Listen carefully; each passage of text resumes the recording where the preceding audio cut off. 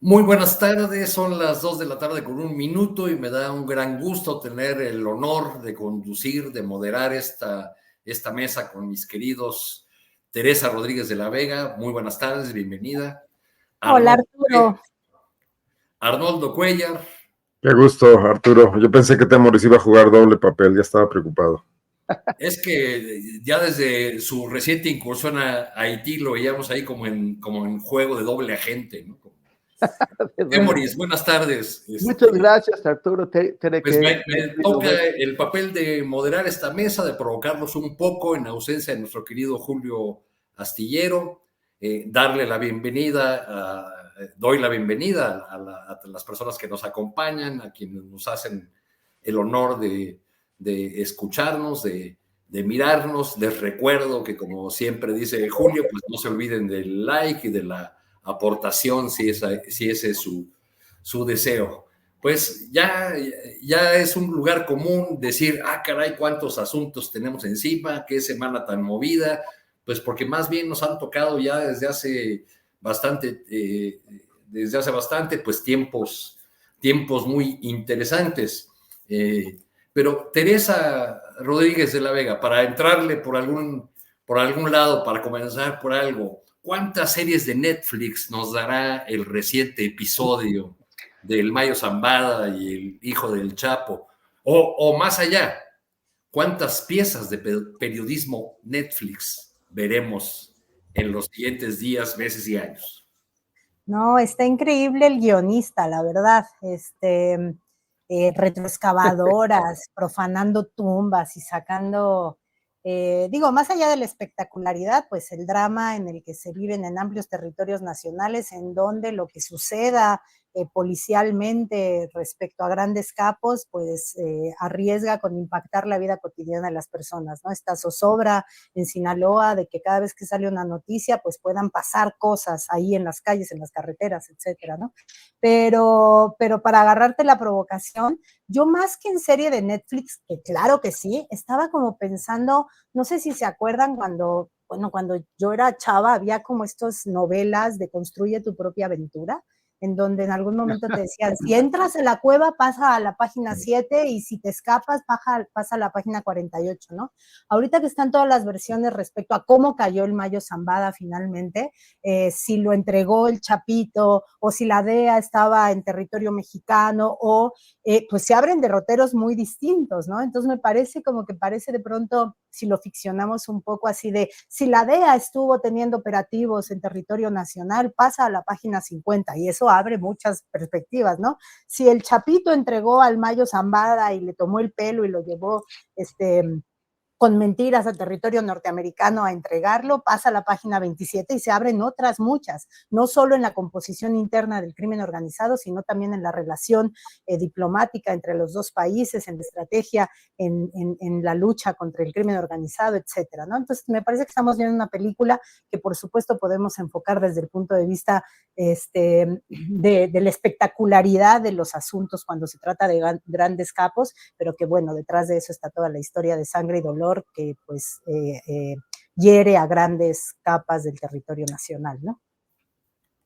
Sí, gracias, Teresa. Arnoldo, ¿cómo evalúas la respuesta del presidente Andrés Manuel López Obrador y de sus funcionarios desde el primer día que se da a conocer esta noticia? Porque pues han ido dando distintas respuestas en la conferencia matutina sin dar realmente una respuesta, en mi opinión, pero no sé, tú en tu calidad de nuestro traductor del Bajío mexicano, pero también como alguien que... O sea, lo que Fox quiso decir, perdón, lo que AMLO quiso decir.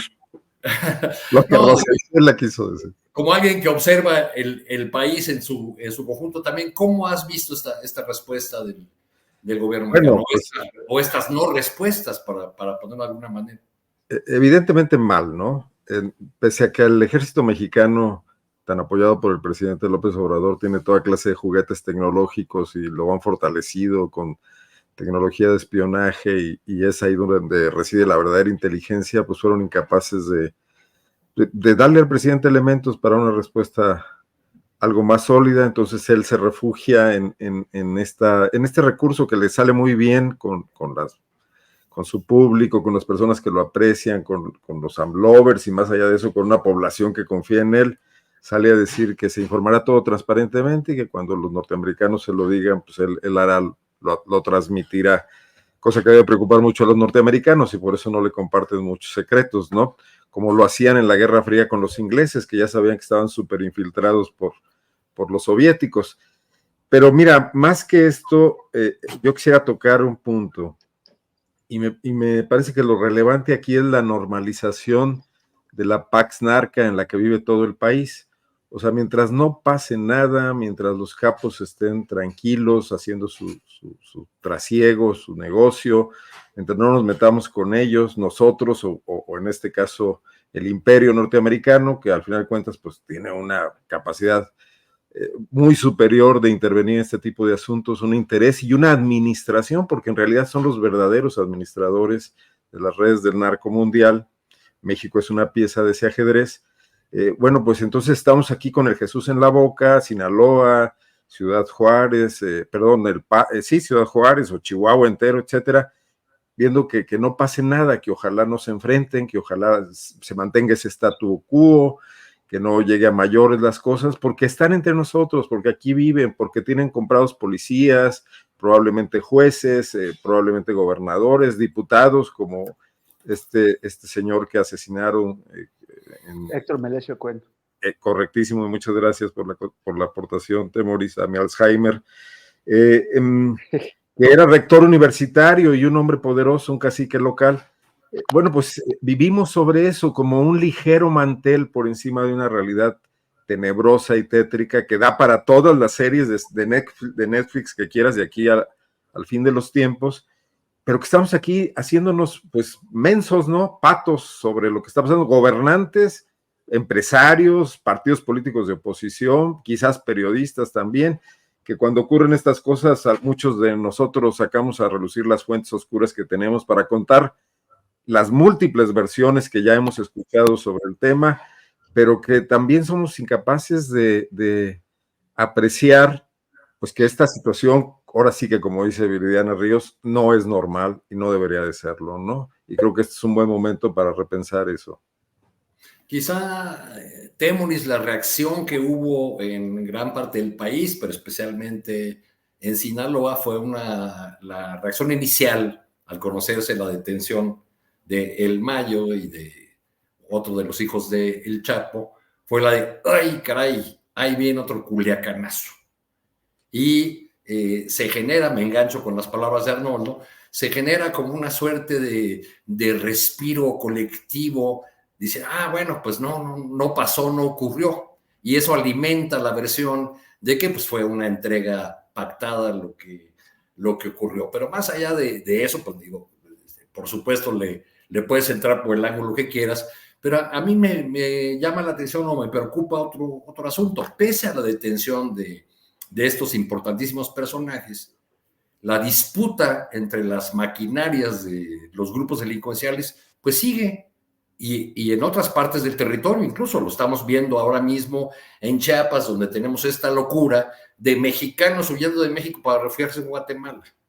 ¿No? ¿Cuáles crees que puedan ser las repercusiones en este contexto y con los asegúnes del caso de este hecho, de esta entrega pactada o detención o secuestro, lo que haya sido?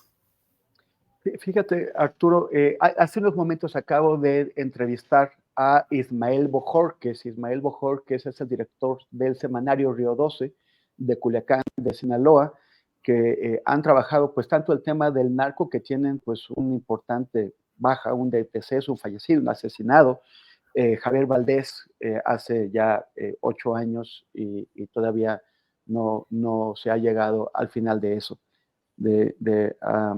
a satisfacer la demanda de justicia. Pero esta es una entrevista que vamos a presentar mañana junto con Jorge Meléndez en Periodistas Unidos. Está muy, muy interesante, pero él precisamente cree que se trató de una entrega. No está comprando toda la historia de que el Chapito Joaquín haya engañado al Mayo y que lo hayan secuestrado. Él cree que todo es una burla de los estadounidenses, también con un poquito de diplomacia para evitar hacer tan ostensible su intervención en territorio mexicano. Pero dice eso, que efectivamente las cosas están muy tranquilas en Sinaloa. Él no está seguro de que, por ejemplo, el asesinato de Héctor Melesio Cuen tenga una relación directa. Podría ser, pero es que dice, es que ya ha habido tantos engaños y tantos cuentos en toda esta historia de la llamada guerra contra el narcotráfico, que se puede creer todo. Pero él básicamente piensa que, o sea, cree su hipótesis es que hubo un acuerdo general mediante el cual los dos se entregaron y que todo lo demás pues es un cuento, es una simulación. Pero, y que las cosas... Eso sería coherente, Temoris, perdona la interrupción, con la trayectoria de un personaje como el Mayo Zambada, ¿no? Tantas décadas al mando de este grupo y nunca fue apresado, nunca fue detenido. Entonces es muy difícil aceptar la idea de que alguien engañara al Mayo. Es poco verosímil, o sea, Joaquín Guzmán López, el Chapito, pues es el más chiquito de los chapitos, es uno de los menos poderosos. El jefe, que además es de otra mamá, que es Iván Archibaldo, bueno, pues ese es el que tiene una mayor experiencia. Está lo de que movieron a Ovidio, que no se sabe finalmente dónde está, pues lo que decía Ismael, pues él puede acabar de pronto de vuelta en México, lo pueden regresar a través del acuerdo que permitió que hicieron con la llegada del Mayo.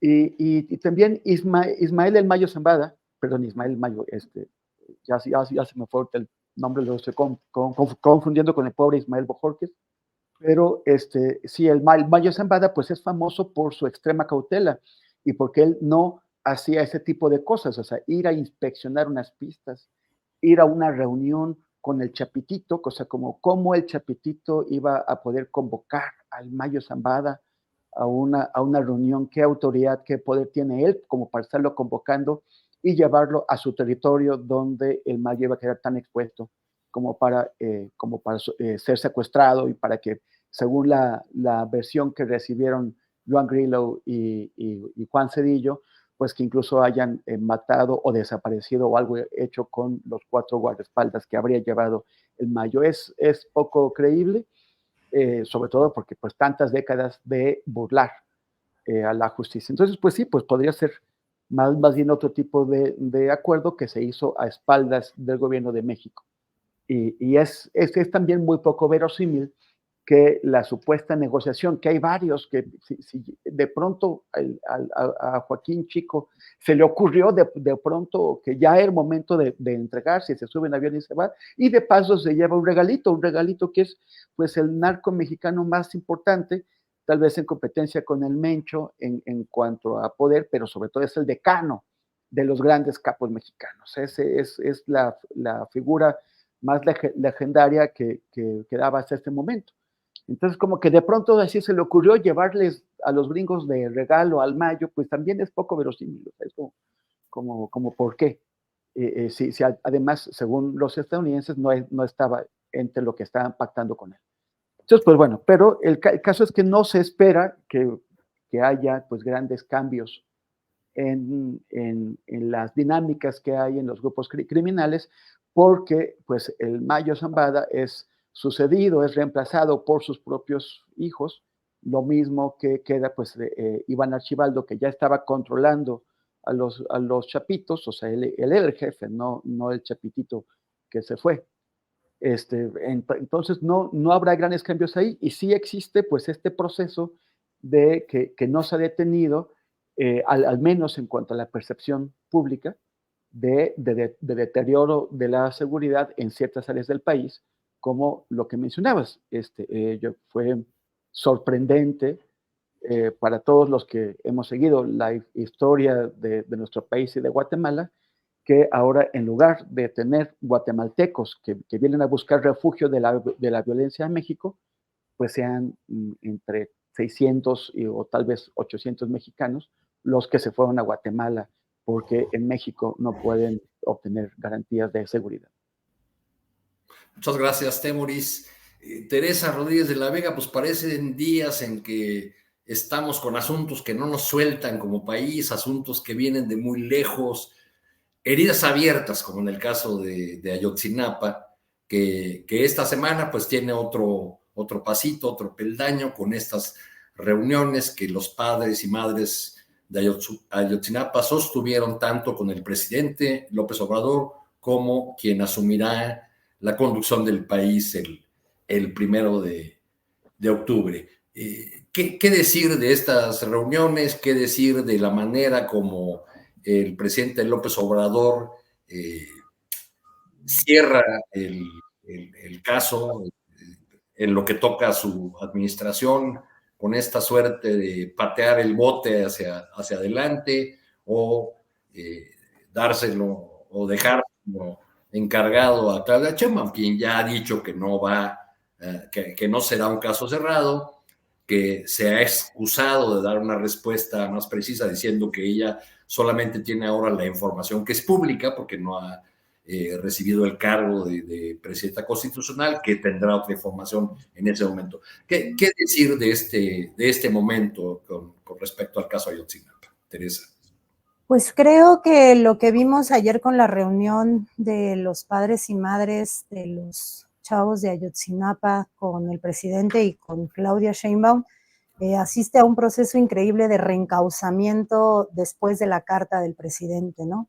Una carta que agravió dolorosamente a las víctimas, y no solo a las víctimas, a la sociedad mexicana en su conjunto, que habíamos visto en el gobierno de la 4T la posibilidad de esclarecimiento de esta herida que duele todos los días y que, como todo delito de desaparición forzada, refrenda el estado de injusticia cotidianamente, hasta que no se sepa la verdad, hasta que no sepamos dónde están los jóvenes.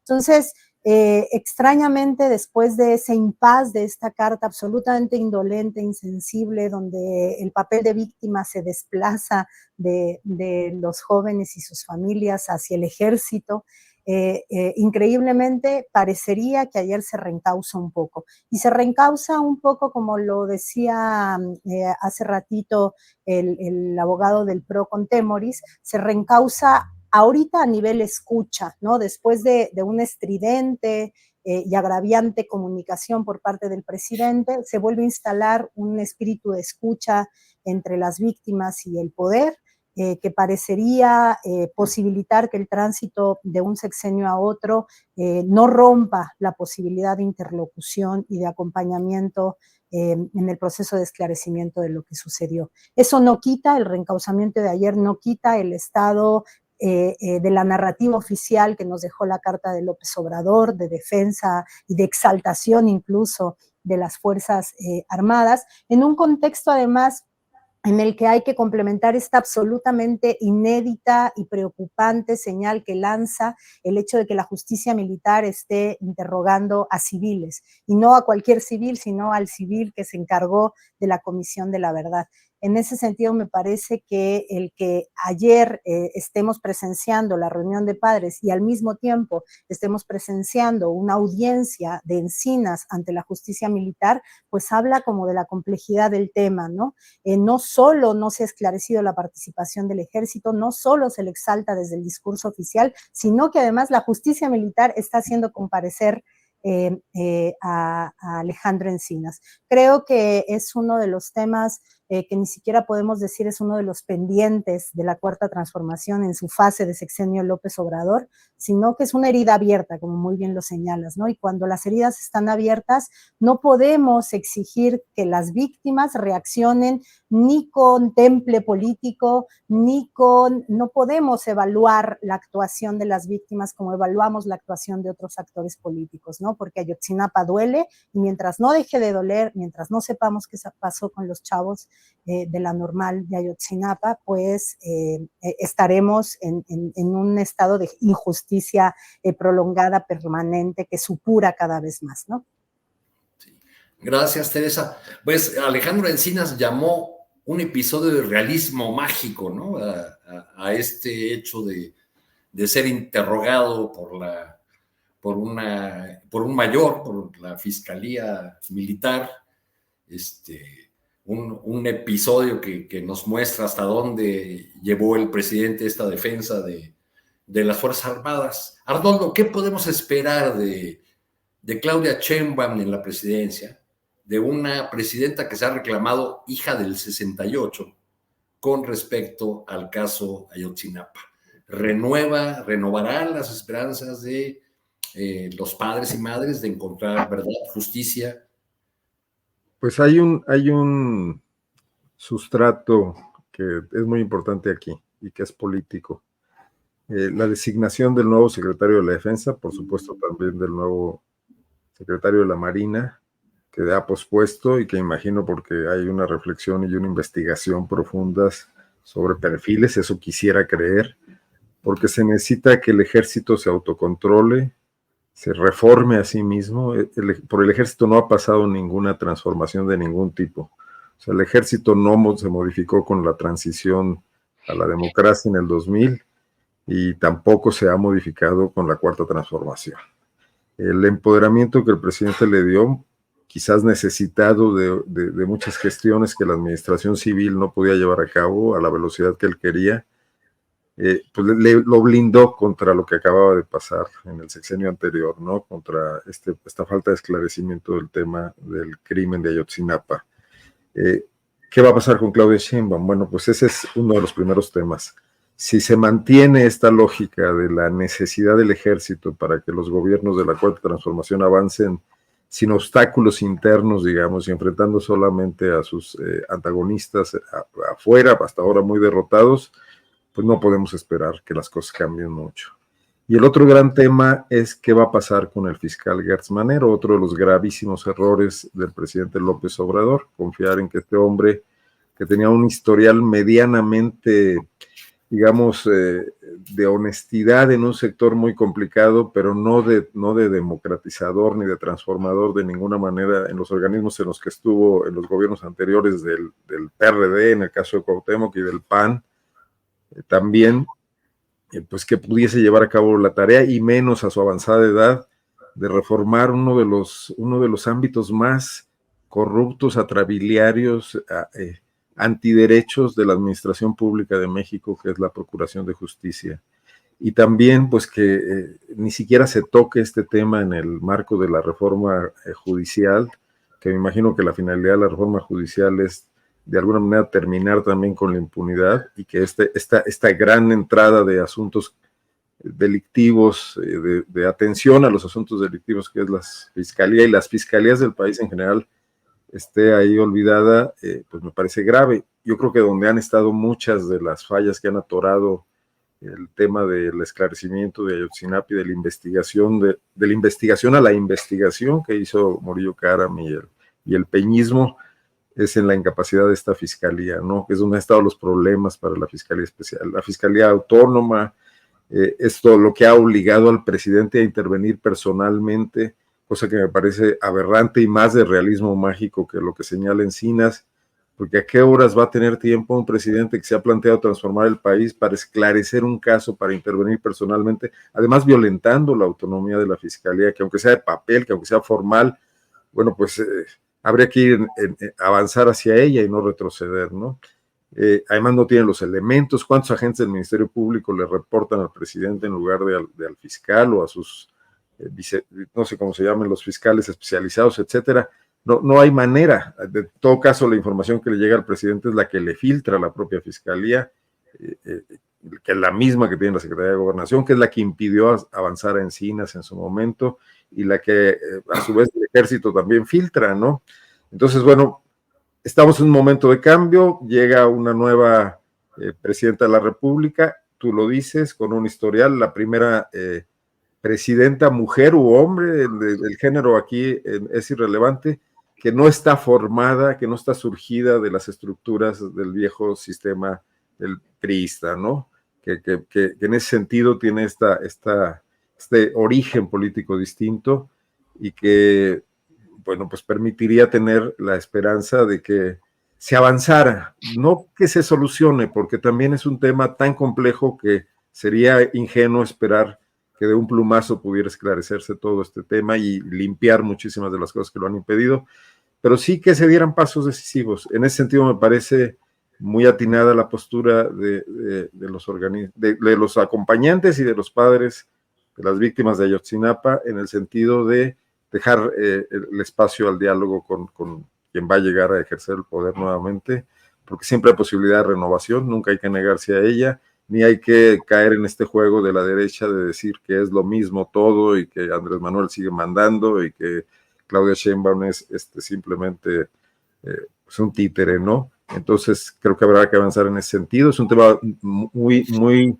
fincado en la posibilidad de dialogar, pero también que el diálogo dé resultados y no se quede nada más en eso, ¿no? Gracias, Arnoldo.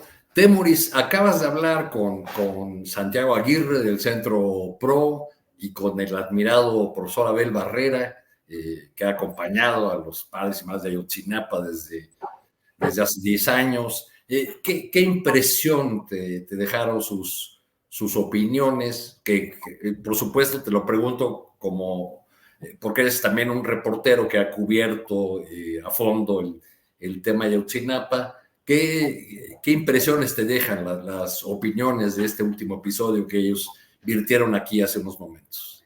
O sea, fueron muy contrastantes, y esa era la intención, ¿no? Porque Santiago Aguirre del PRO está aquí en Ciudad de México y Abel Barrera pues vive de primera mano, como lo ha hecho siempre, la violencia y la brutalidad que existe en el estado de Guerrero y en particular en la zona de la montaña. Me parece que Abel Barrera transmitió esta desesperación porque las cosas en Ciudad de México se empantanan, no se mueven, pasan años y años y años y hay mil dichos y debates y la gente opina y los políticos alegan y las cosas no se mueven. Y en el estado de Guerrero, como en otras partes de la República, pues ese empantanamiento, esa lentitud, significa dolor y significa muerte, secuestros, violencia sexual y despojos y tantas otras cosas más. Entonces, creo que Abel lo expresó con bastante precisión en 15 minutos, nos dejó un panorama bastante claro de lo rudo que están viviendo allá. Y con Santiago, pues es este tema que, bueno, vale, ya se acabó.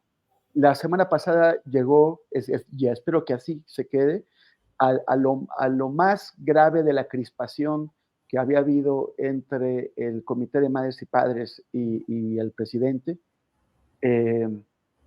a partir de esta carta que fue publicada de manera errática o indebida y que provocó una mala reacción del presidente que él reconoció.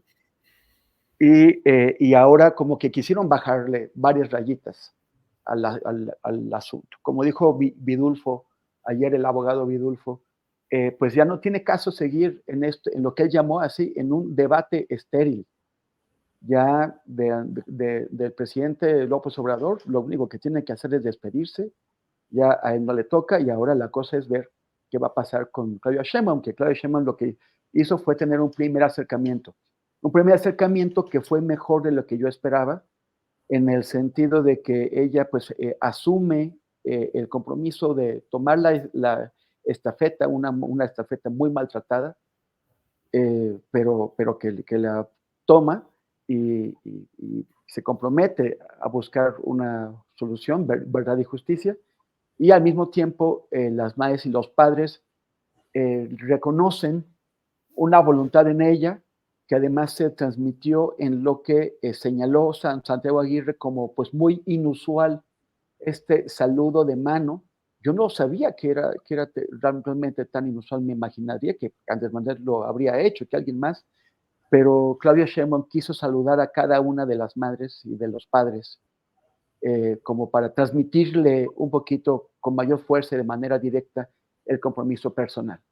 Entonces, creo que eso se traduce en que el comité le da el privilegio de la duda y ella, pues no sé qué va a hacer, porque pues implicaría tratar de pasar por encima al menos parcialmente, de los acuerdos que ha tenido el presidente con el ejército, que le han dado tanta fuerza al ejército, y que pues, cómo los va a romper Claudia. No sé si lo quiere hacer o de qué forma le va a dar la vuelta a este dique intraspasable que han colocado los militares en el caso de Ayotzinapa. Gracias, Temoris. Pues en esta mesa, en este día de temas imposibles, pues vamos al otro tema imposible. Teresa, circula en las redes sociales muy compartido desde Venezuela un meme con una frase: el que canta bingo tiene que mostrar el cartón. Ya nos mostraron el cartón. En el caso de Venezuela parece ser que no, porque no tenemos, según hoy mismo en la mañana dijo el presidente, pues hay que esperar los resultados totales de la elección de Venezuela, pero es el caso venezolano, pues despierta muchas pasiones en nuestro continente, y ya hay de un lado y del otro, desde el primer minuto, el grito de fraude o el grito de esa ultraderecha que no sabe perder, etcétera, etcétera. ¿Cómo estás viendo este proceso de Venezuela, uno de nuestros temas imposibles, Teresa? Quizás el más imposible, porque se meten factores que de pronto se nos escapan de la agenda si nos mantenemos en el plano de la discusión de ideales políticos o de modelos societales o de fuerzas en el crisol político, ¿no? Que es el asunto geopolítico. O sea, me parece que las elecciones en Venezuela rebasan por mucho la dinámica electoral de un país y los injerencismos habituales de las fuerzas internacionales. ¿Por qué? Por el petróleo, por un lado, por supuesto, que explica en gran parte la actitud de el imperio o la reacción, por ejemplo, bastante prudente de una Kamala Harris ante el resultado electoral publicado con el 80% del escrutinio, pero que también explica la geopolítica, la reacción como disonante de algunos gobiernos como el chileno, ¿no? Disonante, ¿por qué? Pues porque parece que el gobierno chileno está rebasando por la derecha a Estados Unidos y está alineándose con las fuerzas más retrógradas de la derecha internacional en el sumarse al coro del desconocimiento o del escepticismo que raya en el desconocimiento de la victoria de Maduro, ¿no? ¿Y esto por qué? Pues parecería que el otro gran ingrediente que internacionalmente está jugando en el tema Venezuela es el de la migración, ¿no? Estos países de América Latina que están siendo fuertemente presionados por el arribo de millones y millones de venezolanos, y que explica como una respuesta a la política interna estas reacciones tipo Brasil, tipo Chile, de escepticismo ante el proceso electoral venezolano, como una reacción a la presión que tienen por migratoria por parte de muchos y muchas venezolanas que están saliendo en un muy dramático éxodo del país ya desde hace varios años, ¿no? Entonces, bueno, está el ingrediente geopolítico, y por otro lado está, pues, cómo mirar a Venezuela desde la izquierda hoy, ¿no? Por un lado, tenemos pues las muy legítimas voces críticas a algunas de las peores caras del régimen de Maduro y de la así llamada revolución bolivariana, que no solo tienen que ver con el despliegue real de la posibilidad de discutir la vida interna de Venezuela con libertad política, digamos, sino también pues con a costa de qué se ha dado esta reposición económica de Venezuela en los últimos tiempos, ¿no? A costa de una liberalización importante de sectores que se habían mantenido protegidos, y a costa de qué tantas hipotecas de la soberanía nacional hacia el futuro, ¿no? Entonces, estas legítimas voces que critican algunos aspectos de la así llamada revolución bolivariana, que no obstante se insertan en un contexto que no podemos no denominar golpista, ¿no? Porque el otro ingrediente, más allá de qué tanto se ajusta el modelo venezolano y el proceso progresista venezolano a nuestros ideales políticos de izquierda, pues lo que sí es cierto y está muy claro es cómo reacciona la derecha regional y particularmente la venezolana hacia el proceso del chavismo y de la fase actual encabezada por Maduro, ¿no? Y ahí sí tenemos, pues, que es la misma derecha, el guión es el mismo, ¿no? Ellos no gritaron fraude desde el minuto 1, sino en realidad lo venían gritando desde mucho antes, ¿no? Decía en la mañana que estamos asistiendo a una especie de masivcolerización de la derecha latinoamericana, en la que salen a dar cifras alegres a meses, como en realidad una preparación de la narrativa de desestabilización postelectoral. Lo estaban intentando hacer en México, la distancia de la ventaja de Morena no se los permitió, pero así están actuando, la vocación golpista de una derecha que está absolutamente comprometida a salirse de los cauces electorales cuando los resultados no les favorecen y a ir preparando el terreno, pues es como lo más evidente. Y creo que desde la izquierda tenemos que reaccionar responsablemente ante ese bloque, porque además ese bloque, el común denominador que tiene es pues la injerencia de los grandes poderes imperiales y económicos a favor de la agenda de la derecha, ¿no? Y ya después localmente la derecha se manifiesta siempre violentamente, ¿no? Cuando no pueden vía lawfare, pues lo van a hacer vía militares, y cuando no pueden vía militares, porque el de Maduro se trata de un régimen apoyado por las Fuerzas Armadas, pues lo van a hacer por medio de la violencia callejera, como lo estamos viendo, ¿no? Entonces creo que lo que digamos de Venezuela tiene que tener la sensibilidad de que podemos tal vez estar enardeciendo un ánimo golpista y un ánimo que se expresa en las calles hoy mismo de las más importantes ciudades venezolanas en modo violencia y en modo vandalismo organizado y orquestado desde la derecha. Gracias, Teresa. Pues así es, muy complicado el caso de Venezuela. El chavismo, ahora el madurismo, muchas veces se ha apañado de observadores internacionales, de muy reputados, reconocidos centros, especialmente el Centro Carter. A mí me tocó verlos en Caracas muchas veces, a los del Centro Carter y al chavismo, siempre diciendo, a ver, a cualquier ataque de la ultraderecha, ahí está el Centro Carter, rebátanle al Centro Carter que nos ha dado o ha validado el proceso electoral, que ha dicho que fue limpio, etcétera. Bueno, leo que es muy posible, todavía no es un hecho porque no he visto comunicado oficial, que es muy posible que el Centro Carter no presente su informe, que estaba programado para el día de hoy, y que incluso saque a su personal de Venezuela. Eso colocaría a Maduro en una situación quizá más delicada a los ojos del mundo. ¿Cómo estás viendo todo este proceso de Venezuela y sus posibles repercusiones en el debate político en México, Arnoldo? Aquí voy a meterme en Honduras y no en Venezuela. Yo no creo que todos los que están inconformes con el resultado electoral sean parte de una ultraderecha.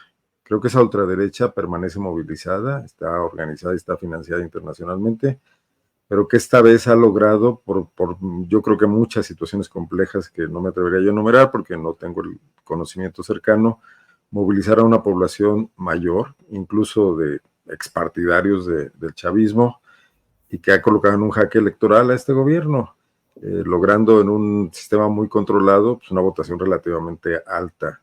No sé si ganaron, pero esos votos podrían resultar más creíbles que los oficialistas en un momento dado.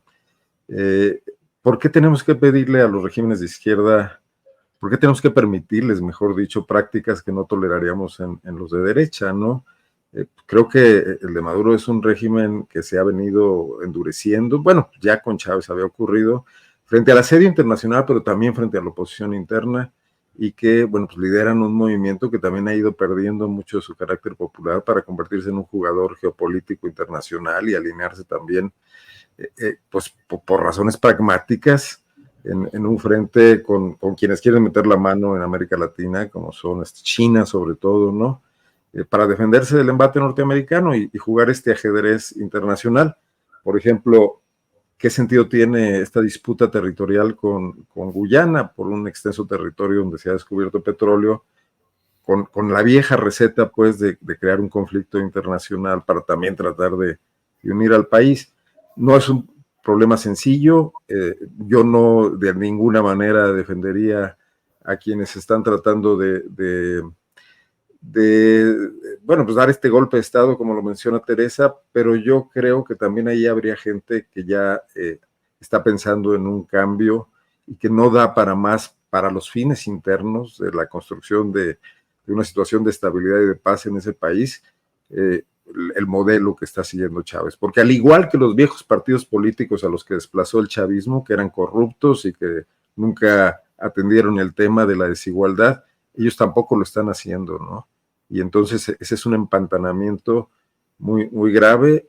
No hay soluciones rápidas, desde luego. Tendrán que ir de nuevo a otras mesas, tendrán que superar esta crisis de alguna manera, quizás incluso por el paso del tiempo. Quizás esta oposición que hoy tuvo este desempeño electoral más alto y que está movilizada en las calles con violencia incluso, pueda plantear una negociación de tipo distinto para una transición, pero pues también lo veo complicado porque tampoco veo ganas de ninguna de las dos partes de ceder, ¿no? Ya. Gracias, Arnoldo. Temoris, leo unas porciones de un tuit de Juan Barreto para nuestros seguidores en esta red y en todas las redes sociales. Juan Barreto fue alcalde mayor de Caracas con Hugo Chávez en la presidencia, una de las figuras de la izquierda venezolana que ahora está en la oposición porque considera que el madurismo no es chavismo, él se reclama chavista todavía, y considera que el madurismo es una expresión o una deriva descompuesta y corrupta y burocrática de lo que fue el chavismo. Dice Juan Barreto en este tuit que puso hace unos minutos: el gobierno asegura que hay un plan terrorista en marcha para desestabilizar al país. Ok, te la compro, pero te tengo una idea genial para derrotar ese plan y desenmascarar a los conspiradores ya. Que el Consejo Nacional Electoral publique los resultados mesa por mesa, publique las actas y las coteje con las que la oposición dice tener. Esa sería una salida. Ahí habrá la disposición del gobierno de Maduro para... Sí. Bueno, yo creo que se quedó congelado Arturo. Sí, ahí se quedó. Bueno, ya regresó. Sí. Bueno, yo creo que sí, o sea, a ver, estamos viendo violencia y si la buscamos, y si buscamos elementos de ella en redes sociales, vemos que la violencia se está produciendo de los dos lados y eso no tenemos que olvidar. Existen estos comités, esos colectivos llamados colectivos de la Revolución Bolivariana que actúan como los comités de la defensa de la revolución en Cuba o como las milicias basillíes en Irán, y hemos visto este modelo mediante el cual un régimen utiliza a fuerzas paramilitares o parapolicíacas para tratar de contener bueno, pues, y suprimir a la oposición. Bueno, Arturo sabe bien, ¿no? Porque hemos estado allá, que Venezuela es mucho más que Caracas. Y a veces la gente se queda solamente con la idea de que es esa gran ciudad. Y no, bueno, es un lugar muy, muy, muy diverso. Me ha tocado reportar en las zonas de minas ilegales de Bolívar, en las selvas del Amazonas o en las zonas controladas por la guerrilla colombiana en Apure. Y he conocido mucha gente de la oposición. En general, los principales figuras me parecen unos impresentables, que entre ellos mismos se consideran impresentables. Y se hacen mil jugarretas. La propia María Corina Machado ha sido bastante ruda con sus propios colegas de la oposición, como con Capriles y otros. Bueno, ellos también con ella, ¿no? Porque recuerdo que hace unos años en una interna de la oposición, María Corina solamente ganó 2% de los votos en la interna, cuando Capriles fue candidato, ¿no? Y ahora se los comió. Y ahora es la... Pero han sido bastante rudos entre ellos mismos. Sí. Pero al mismo tiempo, efectivamente, hay mucha gente que tiene agravios legítimos. O sea, hay que recordar que la cuarta parte de la población, y eso se dice pronto, pero la cuarta parte de la población de Venezuela ha dejado el país y ha tenido que convertirse en migrante económica en otros países, en donde es maltratada, en donde es sujeta a discriminación. He conocido estudiantes, he conocido empresarios, he conocido indígenas pemones y líderes indígenas pemones que son sometidos a una violencia cotidiana, y también he conocido una corrupción ferocísima, una corrupción en la cual distintas armas, distintos brazos del Estado bolivariano compiten. He visto peleas entre el ejército y la Guardia Bolivariana para controlar gasolineras, que son un enorme negocio, sobre todo cuando están cerca de las fronteras, porque permiten un enorme contrabando. Entonces, yo por eso sí veo una Venezuela muy deteriorada, en donde hay motivos legítimos para el agravio, y a mí me parece que no se debe menospreciar eso. Creo que hay una movilización real, son 25 años, yo no recuerdo haber visto un movimiento político que se eternizándose en el poder 12, 15, 20, 25 años, no se corrompa hasta el tuétano y olvide para qué está ahí. Yo lo que veo es una oposición profundamente corrupta y cada vez más hacia la derecha. Los sectores más, digamos, más dialogantes han sido planchados ahora pues por María Corina y los suyos, y al mismo tiempo un chavismo profundamente corrupto que ha generado, han reemplazado a las élites con sus propias élites, que son militares, son empresarios y son políticos, y a veces son todos los mismos, militares, empresarios y políticos, y que están, quieren quedarse ahí al frente. La oposición da unos resultados, el chavismo da otros resultados, pero ninguno muestra las actas. Y a pesar de que dicen que es un sistema de voto muy moderno, pues ya son casi 48 horas desde el cierre de las urnas y no se han mostrado las actas para que sean cotejables, para que sean verificables, que es lo que está pidiendo no solamente Gabriel Boric, está pidiéndolo Gustavo Petro y de manera muy significativa Luis Ignacio Lula da Silva, el presidente de Brasil. Para quienes estamos muy alerta del tema del lawfare, para quienes estamos muy alerta del uso de las instituciones para dar lo que son golpes de Estado paralegales, pues hay que recordar que Dilma Rousseff y Lula da Silva fueron víctimas de eso. A Dilma le quitaron la presidencia con 1000 maniobras pues constitucionales, pero al mismo tiempo ilegítimas o paralegales, y a Lula lo metieron a la cárcel. Y ese Lula, que vio cómo así que la derecha le quitaba el poder, y de ahí llegó Bolsonaro y que lo tuvieron en la cárcel, salió de la cárcel con herramientas democráticas, y ahí estuvimos también presentes hace un par de años, cuando le ganó las elecciones a Bolsonaro. Y es ese mismo Lula el que cuando Maduro dijo que si ellos no ganaban las elecciones, que si las perdían, iba a haber un baño de sangre, Lula le dijo que eso le daba muchísimo miedo y le dijo, casi textual, cuando uno pierde las elecciones, se va para su casa y se prepara para ganar las que vienen, que es lo que él logró hacer. No sé hacer. Lo que estoy viendo es que la gente que ya tenía su preferencia por la oposición, desde antes de que cerraran las urnas ya estaba cantando la victoria de la oposición. Y lo mismo hicieron los lado contrario. Y a los que no hemos querido hacer eso, tratan de plancharnos unos y otros, acusándonos de todo, de ser progresivos o de ser falsos demócratas. Y no, la democracia es esperar a que se produzcan resultados completos y verificables, y es lo que no estamos viendo. Y yo adopto lo que acaba de decir Arnoldo, que es que no podemos pedirle a la derecha que sea demócrata, que se porte bien y que reconozca sus derrotas, y no pedírselo a la izquierda. No sabemos quién ganó en realidad.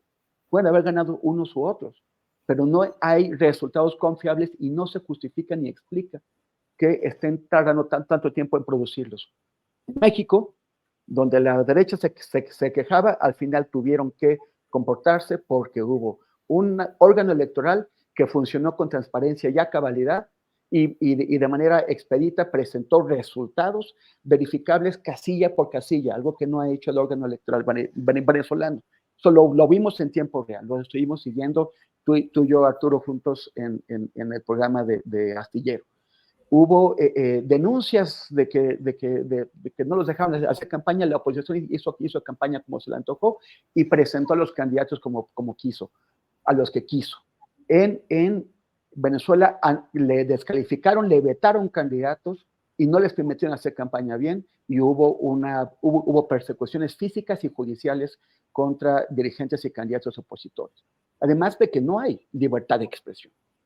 En Venezuela la única libertad de expresión que hay está reducida a Internet y a quienes tienen ese privilegio de acceso a Internet.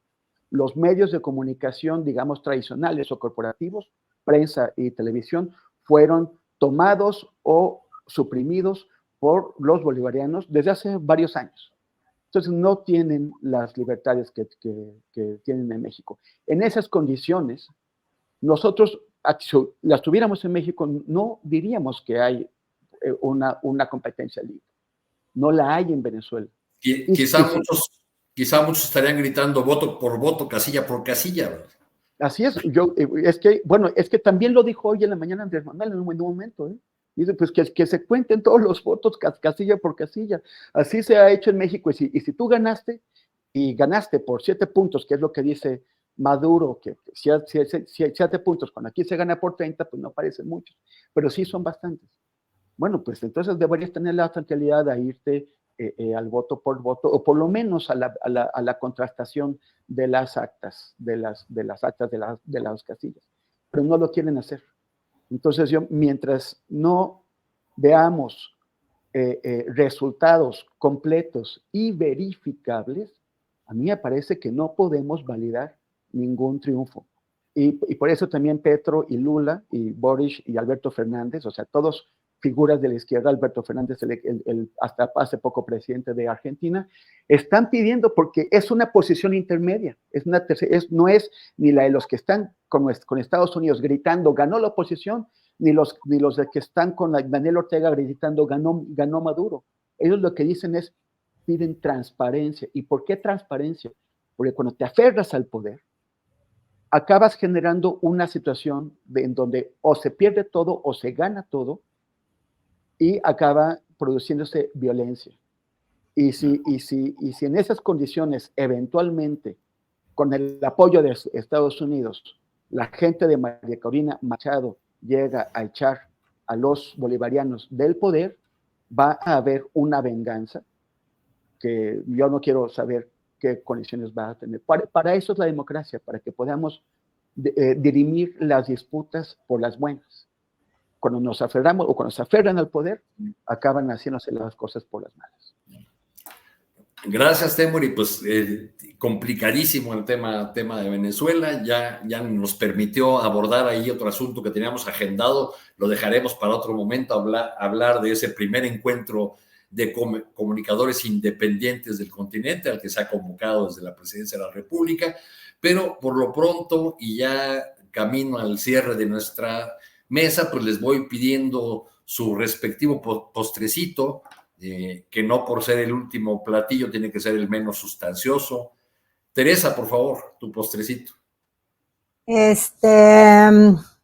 Híjole, bueno, creo que sí nos quedamos como cortos de tiempo y de espacio para hablar de Venezuela, porque creo que es un proceso que merece toda nuestra atención, porque ninguna de las legítimas críticas que desde la izquierda y los valores de la izquierda podemos hacer a lo que sucede en el proceso venezolano puede hacernos no ver que estamos ante un escenario golpista, y que el escenario golpista no se está desatando como resultado de las elecciones, sino que se venía preparando desde antes en la narrativa y en poderes que están interviniendo en el proceso venezolano como han intervenido en otros procesos. Pero aquí en el proceso venezolano, porque aquí todo se extralimita de manera incluso mucho más transparente y grosera, ¿no? La participación de Elon Musk discursiva, pero también en el manejo de la red social social X, antes Twitter, me parece que no es cosa menor. Y en ese sentido creo que pues como postrecito me quedo pues como con las ganas de que platiquemos, no necesariamente del encuentro de medios independientes, porque además me parece que es un encuentro muy extraño porque está convocado desde el gobierno mexicano, pero por ejemplo no pueden entrar medios públicos, pero lo convoca un gobierno, entonces es una extraña formato de independencia. Pero yo no entiendo cuál va a ser quiénes van a determinar qué es independiente y qué no es, porque ahí ponen una serie de reglas en la convocatoria. Además, la convocatoria está en páginas oficiales del Gobierno de México, pero en lugar del registro no tiene el dominio .gov.mx, es un Gmail común y corriente, entonces está en esa bisagra, pero creo que va a ser un fenómeno muy interesante, porque, por ejemplo, ahorita respecto al otro tema que nos estábamos tratando, que es Venezuela, pues creo que se complejiza nuestro diagnóstico inicial de que las redes han metido como un motor de democratización del debate público, en el sentido de que a través de las redes las usuarias podemos interpelar a los poderes mediáticos, ¿no? La participación del dueño de Twitter en el proceso venezolano y por lo tanto en lo que en la red aparece y no aparece, ¿no? Y en el manejo del algoritmo, pues pone en cuestión si la existencia y la proliferación de las redes nos hace esquivar un poco de los dueños de los medios y de los portales de difusión, información y debate público, ¿no? Entonces, bueno, ojalá que conforme se vaya acercando la fecha de este encuentro, también vayamos poniendo más en el foco de la discusión el papel de los medios, el papel de las redes, la proliferación de voces, la proliferación también de sensores de la calidad de la información y de la opinión que estamos recibiendo y produciendo. Así que, bueno, queda tema abierto. Ojalá lo podamos conversar en alguna otra ocasión. Claro que sí, Teresa. Arnoldo, nos caen muy pocos minutitos, pero te pido tu postrecito y después le tocará cerrar al querido Temers. Tu micrófono, por favor, Arnoldo. Hay poco tiempo y yo desperdiciándolo.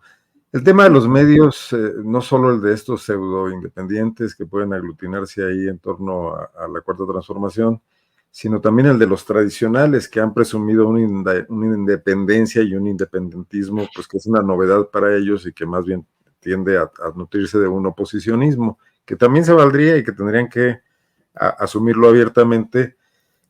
Pienso que tiene que ser muy revisado y nosotros mismos tenemos que revisarnos. Como mencionaba hace rato, el tema de lo que ocurrió con el Mayo Zambada deja abiertas todas estas cuestiones donde los medios citándose entre sí al que se atreve a hacer la hipótesis más, pues más arriesgada, más avanzada, que explica algo o que pretende explicar algo sin citar fuentes o citando fuentes siempre anónimas, y esto se va a las 8 columnas de los medios más importantes que se la pasan participando en seminarios o dándolos a su vez a algunos de sus altos ejecutivos para decirle a los jóvenes reporteros que hay que siempre verificar, que hay que tener las fuentes claras, que etcétera, pero cuando ocurren estos acontecimientos, pues nadie verifica nada, todos se van en el run, todos se citan entre sí, si no es el New York Times, es el Los Angeles Times, nadie está verificando absolutamente nada, las versiones se contraponen entre ellas.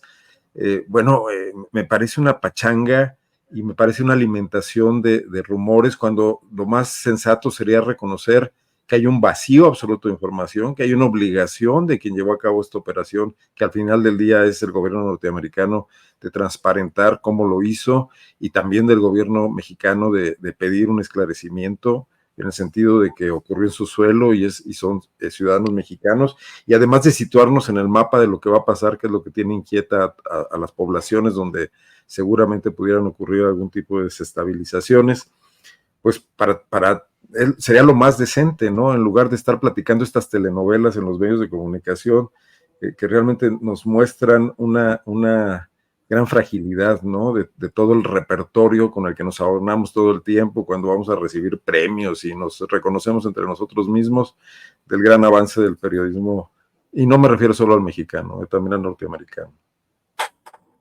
Gracias, Arnoldo. Temoris, tu comentario final, por favor. Oye, retomando un poquito de lo que decía Tere sobre Elon Musk. o sea, es el tema de quienes pues están utilizando, abusan de las plataformas que poseen, de las que son dueños para... Bueno, es que no sé, yo creo que Mark Zuckerberg no opina tanto, o sea, es Elon Musk, ¿no? O sea, en general, creo que los jerarcas del Big Tech no son tan abusadores como Elon Musk, pero Elon sí anda por ahí utilizando Twitter, pero ya lo veíamos venir, o sea, cuando del lado contrario, cuando ellos controlan quién puede hablar y quién no. Por ejemplo, primero callaron a Donald Trump, y cuando callaron a Donald Trump, algunos dijimos, por fin, pero al mismo tiempo, espérame, primero si ya callan a este, ¿a quién no van a callar?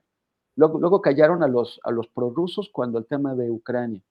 Ahora a los que hablamos sobre el tema de Palestina, incluso se maneja abiertamente, se dice abiertamente que van a restringir más el uso de la palabra sionismo. Entonces, es el ágora, el espacio público, el espacio de debate, controlado por empresas privadas, sin que podamos los usuarios, porque ya pasamos de ciudadanos, de personas con voz que participan de debatientes, a usuarios de estas redes, sin que podamos tener una intervención en ellos. O sea, son más, como diría Fernando Rivera Calderón, más señales del apocalipsis. Y nada más, bueno, efectivamente regresé de Haití y sigo escribiendo porque hay un montón de material que no he podido procesar, pero va a seguir saliendo publicado en mundoabierto.info. Entonces, quien quiera encontrarlo, les invito a leer el diario de Haití, de esta cobertura independiente en mundoabierto.info. Ahí le daremos seguimiento, Temoris, y olvidando sobre todo esas tonterías que te lanzaron durante tu presencia en Haití, durante tu cobertura de que por qué traías chaleco y eso, pues se ve que nunca han estado en este tipo de lugares. En fin, querida Teresa, queridos colegas, ha sido un placer, espero haber estado a la altura en el reemplazo. Oye Arturo, ya se vio. Estuvo muy ordenada la mesa de hoy, nada de Montessori. Entonces, como faltaron Arturo y Julio, tenemos que preguntarnos quién de ellos dos es el que pone el desorden. ¿Quién Arturo, mete el desorden? ¿el alumno o el profe Julio? No. Acuérdense que yo fui profe de primaria, entonces traigo bien metida ahí. Es lo que te iba a decir, que lo lograste finalmente, medallita para sí. Bueno, muchas gracias. Gracias. Saludos, Temoris, gracias. Un abrazo.